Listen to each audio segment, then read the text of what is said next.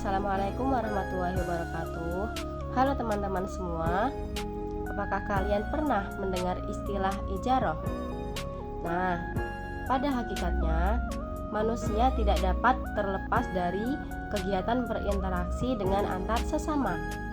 Salah satunya yaitu kegiatan sewa-menyewa atau ijarah. Kegiatan sewa-menyewa ini sudah lama dikembangkan dalam menjalankan roda perekonomian kita semua. Aspek utama yang dapat dilihat melalui kegiatan ini yaitu akad ijarah.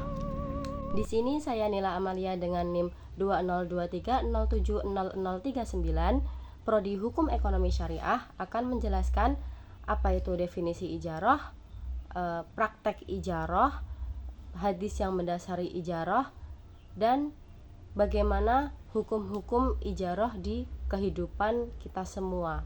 Simak ya. Akad ijarah adalah kegiatan sewa-menyewa antara dua pihak dengan biaya yang telah ditetapkan. Istilah ijarah berasal dari bahasa Arab al-ajar yang artinya imbalan, kompensasi, atau substitusi. Akad ijarah juga dapat diartikan sebagai suatu perjanjian yang bertujuan untuk memindahkan manfaat atau hak guna suatu barang selama periode masa berlaku akad ijarah, yaitu setelah pembayaran upah sewa tanpa diikuti oleh pergantian kepemilikan atas barang tersebut. Dilihat dari fikih, akad ijarah adalah kontrak untuk menyewa jasa orang atau menyewa properti dalam periode dan harga yang telah ditentukan. Berdasarkan UU nomor 21 tahun 2008 tentang perbankan syariah, akad ijarah merupakan perjanjian penyediaan dana dalam rangka memindahkan hak guna atau manfaat dari suatu barang yang didasarkan pada transaksi sewa menyewanya. Pihak penyewa disebut mustajir, sementara pihak yang menyewakan disebut ajir. Ijarah dalam konteks tradisional tidak membuat properti berpindah tangan. Dalam dunia perbankan dan sektor keuangan, istilah akad ijarah adalah kontrak sewa properti seperti tanah, rumah, kendaraan bermotor, dan lainnya yang disewakan kepada seorang penyewa. Metode pembayarannya sendiri dilakukan dalam serangkaian pembayaran, sewa, dan pembelian yang berujung pada perpindahan kepemilikan properti kepada pihak penyewa. Terdapat beberapa jenis dan syarat akad ijarah yang perlu kita ketahui.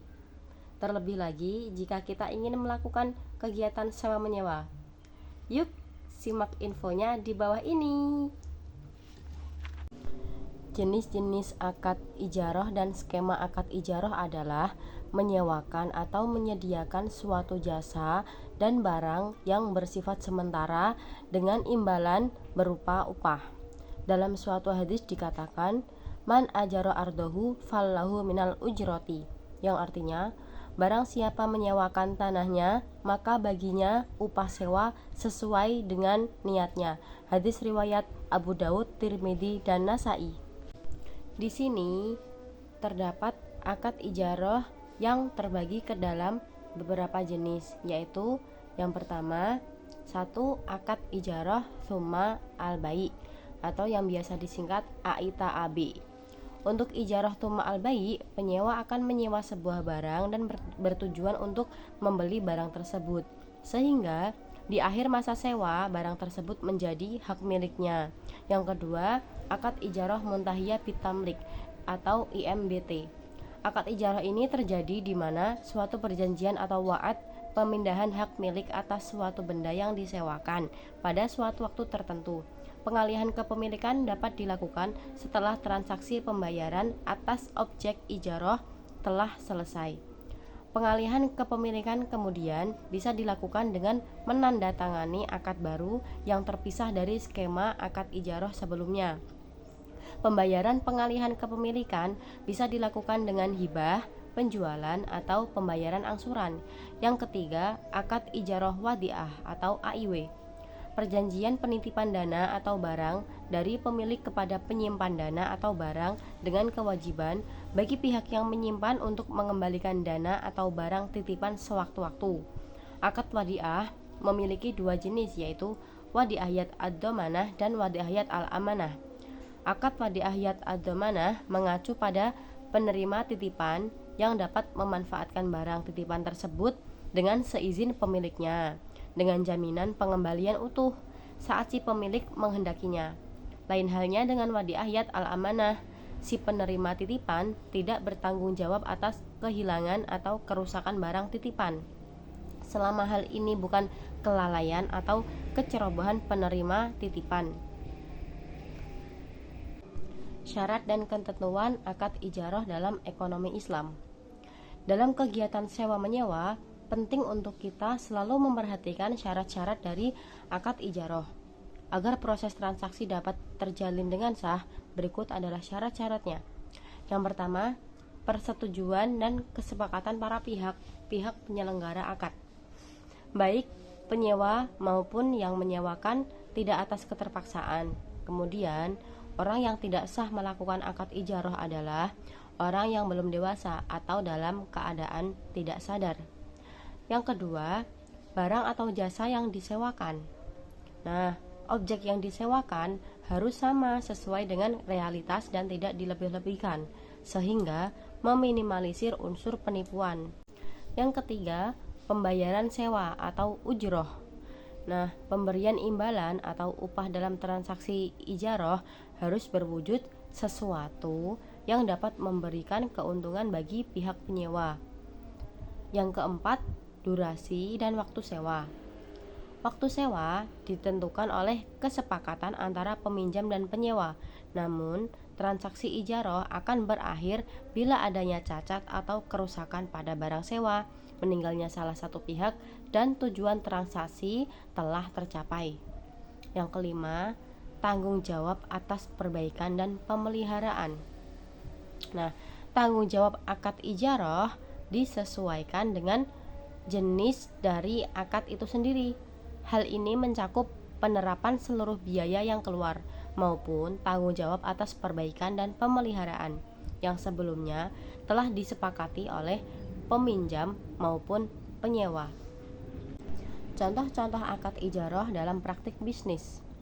Akad ijarah dapat diaplikasikan pada beberapa industri, di antaranya industri properti, industri transportasi, dan industri perbankan. Yang pertama, akad ijarah pada industri properti. Contoh, akad ijarah dalam bidang properti di Indonesia dapat kita lihat dalam kredit pemilikan rumah atau KPR, terutama KPR syariah. Pengaju KPR mencicil pembayaran rumah dalam periode tertentu, lalu menempati rumah yang dicicil tersebut, dalam artian menyewa rumahnya. Selanjutnya, kegiatan ini berujung pada kepemilikan rumah tersebut ketika proses cicilan selesai. Yang kedua, akad ijarah pada industri transportasi. Akad ijarah kendaraan operasional bisa dilihat dari penyewaan rental mobil. Akad ini dilakukan berdasarkan ketentuan yang telah ditetapkan oleh penyewa dengan saling menyetujui isi perjanjian. Isi perjanjian tersebut harus mencakup orang yang menyewakan mobil, penyewa mobil, ada mobil yang disewakan, dan ada uang sewa yang diberikan penyewa mobil kepada pemilik rental yang penjelasan dari awal sampai berakhirnya sewa menyewa. Yang ketiga, akad ijarah pada industri perbankan. Penerapan akad ijarah pada industri perbankan bisa dilihat melalui layanan kartu kredit syariah. Pada akad ini, penerbit kartu dianggap sebagai penyedia jasa sistem pembayaran dan pelayanan terhadap pemegang kartu atau nasabah. Dengan demikian, iuran keanggotaan harus dibayar oleh pemegang kartu. Nah, salah satu keuntungan yang bisa didapatkan dari penggunaan kartu kredit syariah, baik itu menggunakan akad ijarah maupun lainnya, yaitu pihak bank bisa memberi kepastian besaran cicilan yang tetap dengan tujuan pertahanan terhadap suku bunga yang akan terjadi sewaktu-waktu.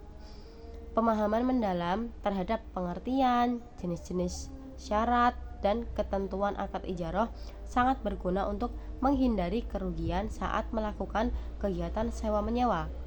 Anda juga harus tetap memperhatikan ketentuan dari akad ijarah di setiap industri yang berbeda. Nah, sekian penjelasan dari saya tentang ijarah. Apabila ada kekurangan mohon dimaafkan. Wassalamualaikum warahmatullahi wabarakatuh.